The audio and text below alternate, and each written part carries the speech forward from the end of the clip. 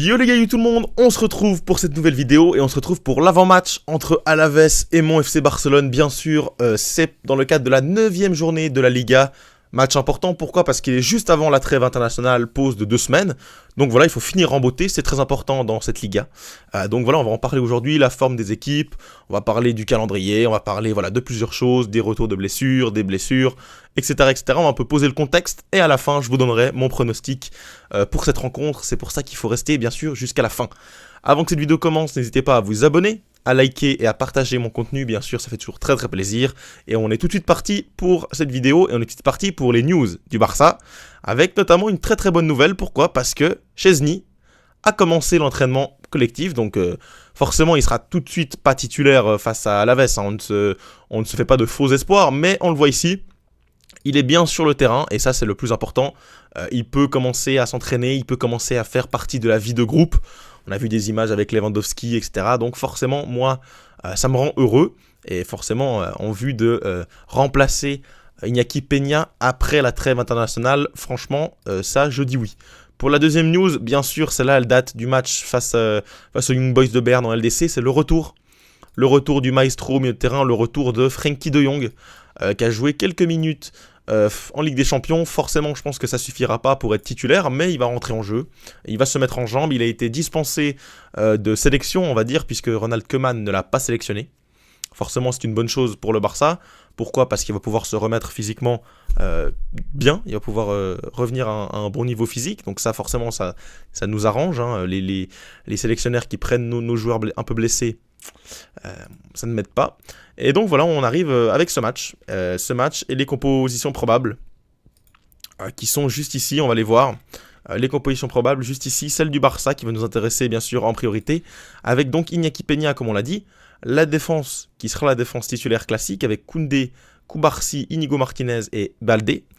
Le milieu plutôt classique également, Casado, Eric Garcia, Pedri.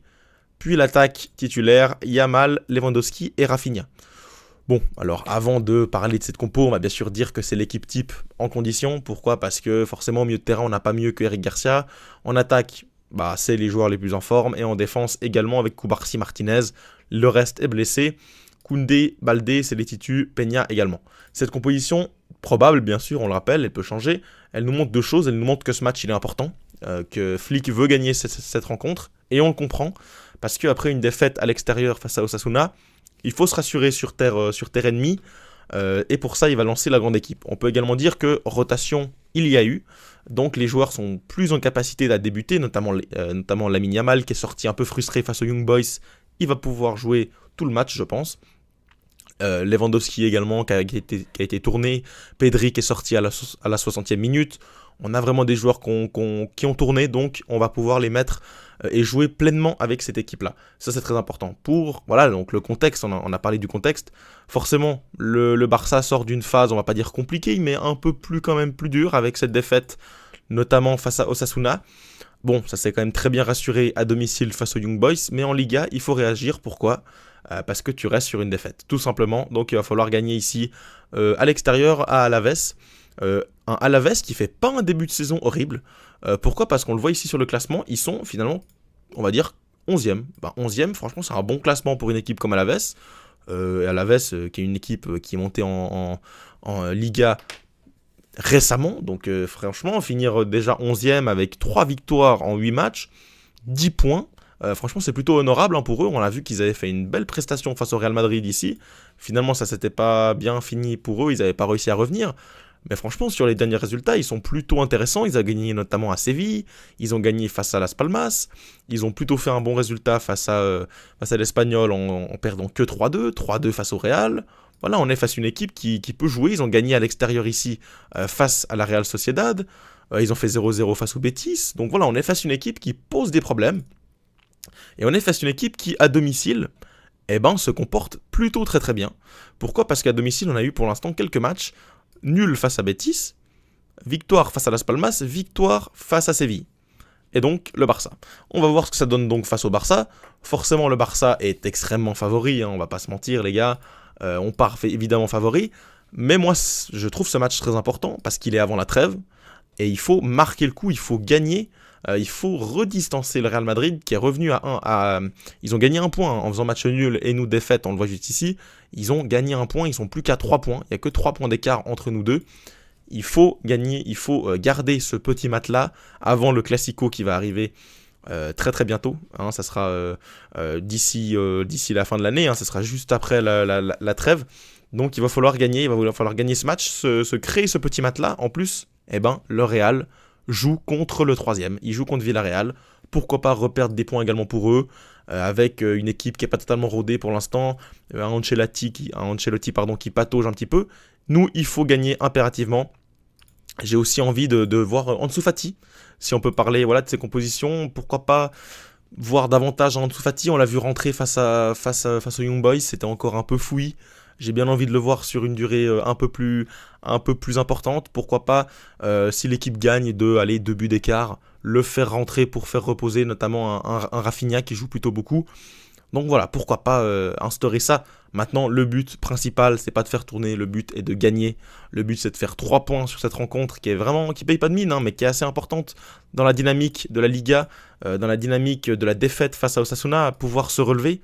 C'est très important. Il va falloir que le Barça se relève. Je pense qu'évidemment, ils en ont les moyens. Après, on a une équipe en face qui peut avoir également des individualités assez intéressantes. On a notamment, bien sûr, en tête d'affiche, le bon vieux Luca Romero, qui est prêté par la Lazio, je crois. Il vient, bien sûr, le crack de l'Inter. Il est juste ici. Il avait joué face au Real. Mais voilà, on avait un Benavides qui avait fait un gros match face au Real. Donc franchement, on est quand même face à une équipe qui est pas immonde, hein, de Liga, qui sait proposer quelque chose, qui sait des fois enflammer les rencontres. Donc voilà, ça va être un match important à domicile. À domicile pour Alaves, on sait que c'est toujours compliqué de jouer là-bas. C'est un stade assez chaud avec beaucoup de supporters, etc. Forcément, c'est un milieu assez hostile. Mais voilà, ce Barça nous a habitués quand même à l'extérieur, notamment à Girona, notamment à Villarreal, au Mestalla, à Valence, d'être assez solide. Il va falloir qu'il nous remontre, au Rayo Vallecano, bien sûr. Il va falloir qu'il nous le remontre. Il va falloir qu'il confirme.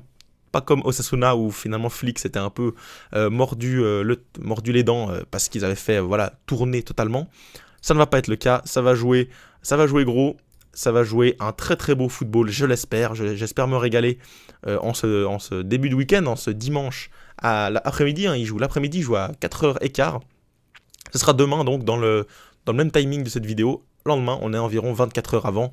En tout cas, on se réjouit de ce match. Donnez-moi votre petit prono. En tout cas, moi, je vais me mouiller juste maintenant. Et en vrai, je pense quand même une victoire. Je la vois compliquée, cette victoire. Je la vois pas très large. Allez, je dirais 1-3. Voilà, je dirais 1-3 pour ce Barça qui va quand même se réveiller et qui va quand même être en capacité de gagner cette rencontre. Je la vois se relever. Je la vois partir en trêve d'une bonne façon. Rassurer tout le monde. Je pense que ça va le faire. En tout cas, n'hésitez pas à me donner vos pronos dans les commentaires. On va bien sûr les regarder ensemble et on regardera qui a fait juste. Ça sera bien sûr très intéressant. Avant de vous quitter, n'hésitez pas à vous abonner, à liker et à vous abonner à cette chaîne, à activer la cloche pour ne louper aucune des prochaines vidéos. On se retrouve très très rapidement pour de nombreux débriefs. On va débriefer bien sûr ce match entre le Barça et Alaves. On va débriefer le Real face à Villarreal, c'est ce soir. On va débriefer le PSG. On va débriefer plusieurs matchs. On se retrouve très très rapidement pour tout ça. À très vite.